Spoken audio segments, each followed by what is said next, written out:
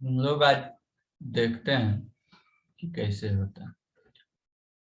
तो सबसे पहले हेडर फाइल तो जुटेगा ही जुटेगा, दोनों में, दोनों हेडर फाइल। अब माइंड में ये क्वेश्चन आ रहा होगा कि स्ट्रक्चर के लिए एक्स्ट्रा हेडर फाइल भी जुड़ता है क्या? नहीं, स्ट्रक्चर के लिए कोई हेडर फाइल नहीं जुड़ता है। लेकिन स्ट्रक्चर जो डिक्लेयर्ड होता है वो तुम्हारा मेन शुरू होने से पहले जनरली स्ट्रक्चर को डिक्लेयर करते हैं। अब पूछोगे कि क्यों इसको पहले डिक्लेयर करते हैं? तो जैसे डाटा टाइप इंट है, ये इंट डाटा टाइप डिक्लेयर्ड कहाँ है? मेन शुरू होने से पहले या मेन के बाद? ऑब्वियसली ये इंट कीवर्ड जो है वो मेन शुरू होने से पहले हेडर फाइल में ही डिक्लेयर्ड है ना, प्री डिफाइंड कीवर्ड है ना। Yes sir. तो इसीलिए हम स्ट्रक्चर को भी मेन शुरू होने से पहले ही डिक्लेयर करते हैं। तो स्ट्रक्चर डिक्लेयर करने के लिए क्या करना पड़ता है हमको? स्ट्रक्ट कीवर्ड लगाना पड़ता है। अब स्ट्रक्चर नेम हम जो देना चाहें वो दे सकते हैं। मान के चलो कि स्टूडेंट दे दिए और इसमें सारा कंटेंट नेम जैसे है, तो नेम कैरेक्टर एस नेम, ये एस नेम जो है ये यूजर डिफाइंड है। मान के चलो 15 कैरेक्टर का ये हम डिक्लेयर किए। रोल नंबर मान के चलो सिर्फ रोल नंबर दे रहे हैं तो इंट रोल, इंटीजर टाइप होगा। एज जो है सो हम हो सकता है फ्लोट में रियल नंबर में आए, तो इसीलिए एज को फ्लोट में डिक्लेयर कर देते हैं। अब परसेंटेज ऑफ मार्क्स भी किसमें डिक्लेयर्ड होगा? फ्लोट में डिक्लेयर्ड होगा। और उसके बाद टोटल मार्क्स जो है सो वो लॉन्ग इंट डिक्लेयर कर देते हैं। लॉन्ग इंट टोटल मार्क्स हम डिक्लेयर करते हैं। अब एक चीज उस दिन से शायद माइंड में आ रहा होगा कि सर स्ट्रक्चर का साइज क्या है? इंटीजर तो 2 बाइट है, कैरेक्टर 1 बाइट है, फ्लोट 4 बाइट है, डबल 8 बाइट है, लॉन्ग डबल 10 बाइट है। तो आखिर स्ट्रक्चर का साइज क्या है? स्ट्रक्चर का साइज फिक्स नहीं है। स्ट्रक्चर में तुम जितना भी वेरिएबल डिक्लेयर करोगे साइज उस पर डिपेंड करता है। तो ये इस स्ट्रक्चर का साइज कितना होगा वो बताओ।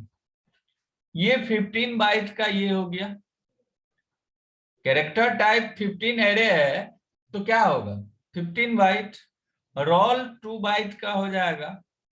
फ्लोट एज और परसेंटेज 2 वेरिएबल है और ईच फ्लोट कितना बाइट होता है? 4 बाइट होता है, तो ये 8 बाइट हो गया। लॉन्ग इंट कितना बाइट होता है? 4 बाइट होता है और एक डिक्लेयर्ड है तो 4 बाइट हो गया। तो इस स्ट्रक्चर का साइज कितना हो गया? 15 + 2 17 8 25 4 29 बाइट का ये स्ट्रक्चर हो गया। अगर इसमें कंटेंट कम रहता तो स्ट्रक्चर का साइज कम होता, कंटेंट ज्यादा रहता तो स्ट्रक्चर का साइज बढ़ता। यही है हमारा स्ट्रक्चर। अब एक चीज कि हम स्ट्रक्चर में बोले हैं कि यहाँ पर जो है सो हम सेमी कॉलन लगा देते हैं, बोले हैं कि सेमी कॉलन लगा देते हैं। कहीं कहीं बुक में जो ये काम हम ऐसे करते हैं, स्ट्रक्चर डिक्लेयर करने के बाद अगर उसको डिफाइन करते हैं तो स्ट्रक्ट स्टूडेंट एस कर देते हैं, तो कहीं कहीं तुम देखोगे कि यहीं पर एस दे करके ये करली ब्रेसेस जहां पे क्लोज हो रहा है वहीं पर एस दे करके सेमी कॉलन दे देता है। तो दोनों में कोई दिक्कत नहीं है, दोनों में से कोई भी हम कर सकते हैं। अब ये चीज है कि सर यही क्यों नहीं करते, वो क्यों करते हैं? तो इसमें होता क्या है कि यहाँ से अगर यहाँ तो एक स्ट्रक्चर है तो ठीक है, अगर 10-15 स्ट्रक्चर हो जाता है तो हमको याद नहीं रहता है। या फिर दोनों भी कर सकते हैं, तुम्हारे ऊपर डिपेंड करता है कि तुमको क्या अच्छा लगता है। दोनों जब ये यहाँ पर एस यदि हम डिक्लेयर कर देते हैं मान लो, तो ये एस कितने बाइट का डिक्लेयर हो जाएगा? 29 बाइट का। जब तक हम किसी भी स्ट्रक्चर का वेरिएबल डिक्लेयर नहीं करते हैं यानी कि उसको डिफाइन नहीं करते हैं तब तक वो स्ट्रक्चर मेमोरी क्रिएट नहीं करता है। उसका जैसे ये S कर दिए तो ये मेमोरी क्रिएट करेगा। मान के चलो कि S1, S2 दो डिक्लेयर किए तो 24 बाइट 24 बाइट कितना बाइट डिक्लेयर करेगा? 48 बाइट जो है सो ये डिक्लेयर करेगा। ऐसा नहीं है कि ये डिक्लेयर कर दिए तो 24 बाइट मेरा मेमोरी ऑक्यूपाई हो जाएगा। ये बिल्कुल नहीं सोचना है। मेमोरी कब ऑक्यूपाई होगा? जब तक हम उस स्ट्रक्चर का वेरिएबल डिक्लेयर नहीं कर देते हैं। जितना वेरिएबल डिक्लेयर करेंगे उतना उस स्ट्रक्चर का जो साइज है उसके मल्टीप्लीकेशन में उतना बाइट हमारा मेमोरी ऑक्यूपाई हो जाएगा। कोई कंफ्यूजन इसमें? No sir. एक प्रोग्राम के अंदर मोर देन वन स्ट्रक्चर हो सकता है। ऐसा नहीं है कि सिर्फ एक ही स्ट्रक्चर होगा, मोर देन वन स्ट्रक्चर हो सकता है। इसीलिए हम जब उसको डिफाइन करते हैं तो स्ट्रक्ट और स्ट्रक्चर नेम के साथ उसका वेरिएबल डिफाइन करते हैं, ना कि डायरेक्ट कर देते हैं। यदि किसी एक प्रोग्राम में एक ही स्ट्रक्चर रहता तो फिर ये करने का जरूरत नहीं था, डायरेक्ट स्टूडेंट एस कर देते या स्ट्रक्ट एस कर देते तो फिर हो जाता। लेकिन ऐसा नहीं होता है। किसी भी प्रोग्राम में more than one structure possible है और होता है। आगे हम देखेंगे इसी लेक्चर में कि कैसे more than one structure possible है। तो ये चीज हम जान लें कि एक प्रोग्राम के अंदर एक से ज्यादा स्ट्रक्चर पॉसिबल है। ठीक है। उसी तरह से हम जब C++ पढ़ेंगे तो एक प्रोग्राम के अंदर more than one class possible है। तो यहां पर हम एक स्ट्रक्चर डिक्लेयर किए। अब हम मेन डिक्लेयर करते हैं, void main।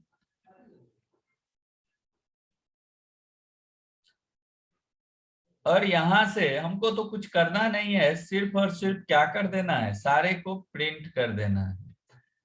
CLR print sorry inter students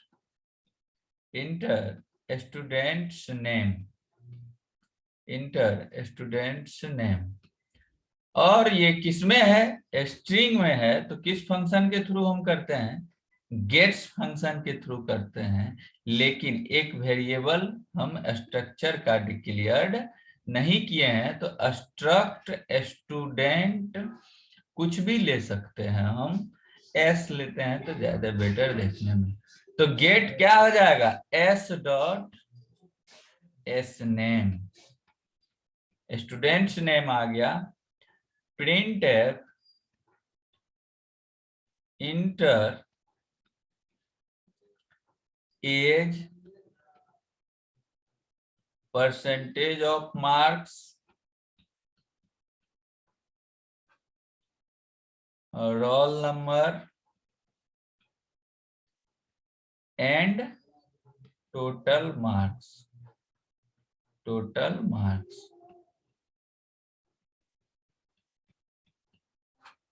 scanf सबसे पहले क्या इनपुट लेना है? एज किसमें डिक्लेयर्ड है? फ्लोट में, तो %f। उसके बाद क्या लेना है? परसेंटेज ऑफ मार्क्स, वो किसमें डिक्लेयर्ड है?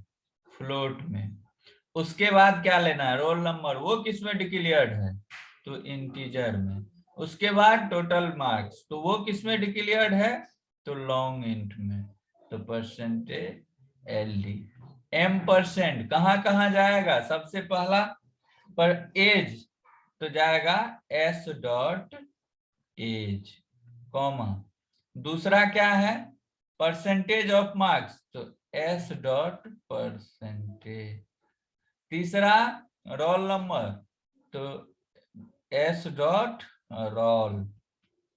और चौथा क्या है? टोटल मार्क्स, तो s.tmarks। कोई अंतर नहीं है, सिर्फ इसमें जो स्ट्रक्चर का वेरिएबल डिक्लेयर किए हैं उसके साथ डॉट ऑपरेटर के साथ हम उसको कॉल सर लास्ट में M% छूट गया, दे दिए। ठीक है, यही है हमारा इनपुट। अब अगर आउटपुट करना चाहें तो जस्ट इसी तरह से printf student's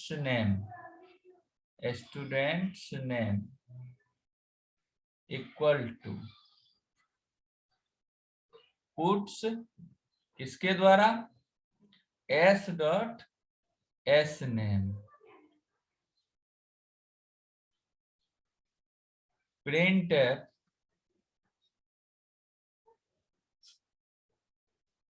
age of students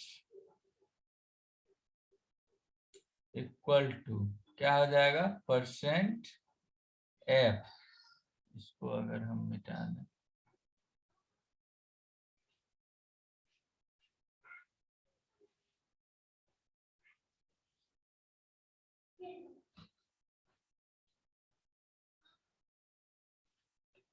%f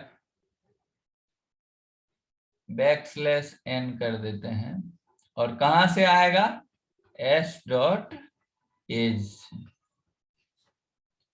print F एक में भी प्रिंट कर सकते थे लेकिन इसलिए प्रिंट नहीं किए कि हमारे पास उतना स्पेस नहीं है लिखने के लिए। Percentage of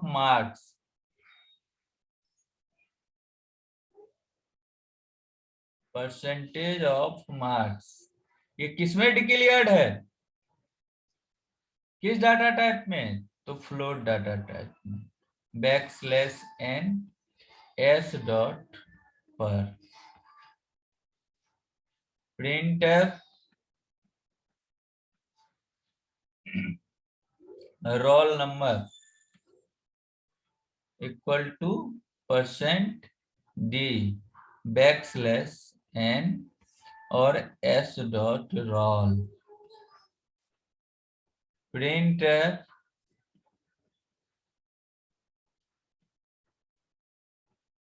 total obtained marks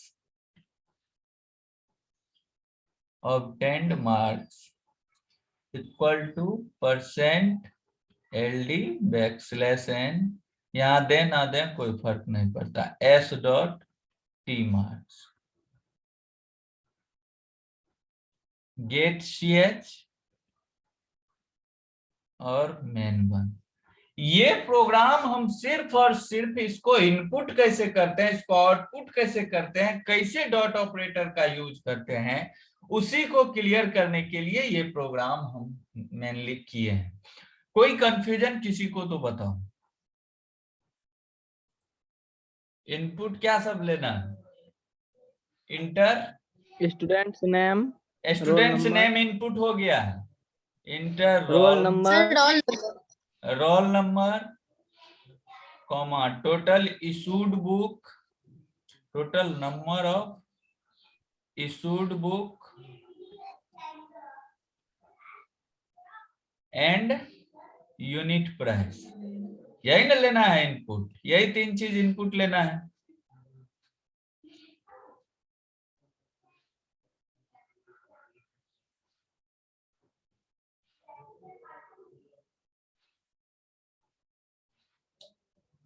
तो सबसे पहले क्या है रोल नंबर तो रोल नंबर किसमें है इंटीजर में तो %d तब total number of issued book तो नंबर ऑफ बुक किसमें है इंटीजर में है तो %d book and unit price किसमें है यूनिट प्राइस फ्लोट में तो %f सबसे पहले रोल नंबर तो m%s डॉट क्या करेंगे रोल फिर m%s dot number of issued book क्या है n बुक्स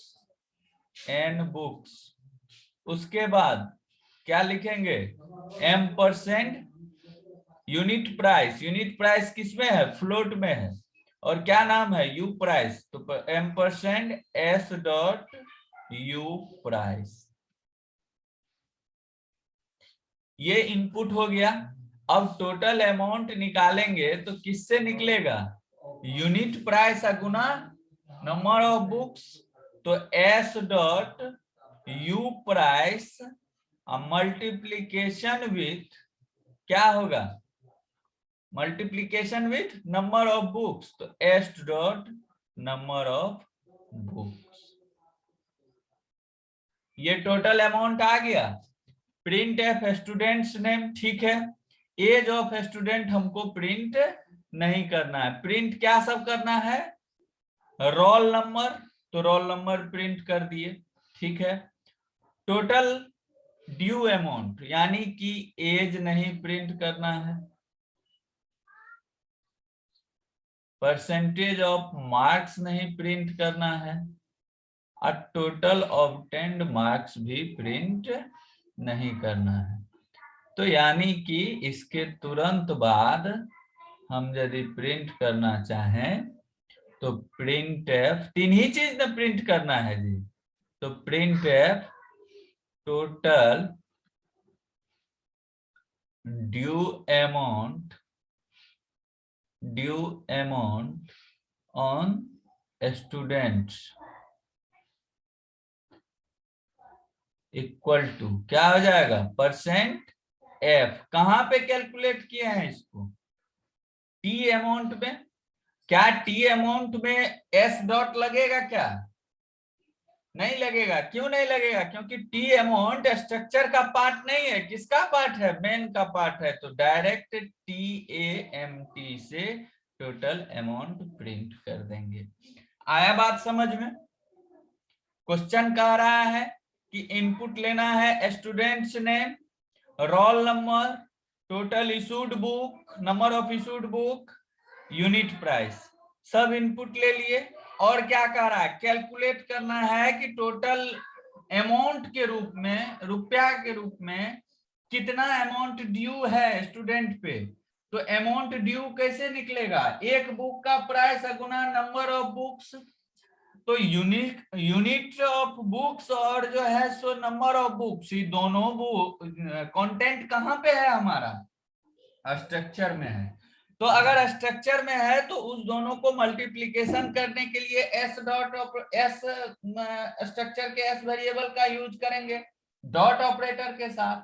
और टोटल ड्यू अमाउंट निकालना है तो उसके लिए हम यहाँ पर फ्लोट इसलिए लिए क्योंकि यूनिट प्राइस फ्लोट में है और नंबर ऑफ बुक्स इंटीजर में है, तो इंटीजर गुना फ्लोट, फ्लोट हो जाएगा। तो इसीलिए मेन में एक वेरिएबल डिक्लेयर कर लिए क्या, फ्लोट टोटल अमाउंट, और उसमें हम इसको कैलकुलेट करके रख दिए।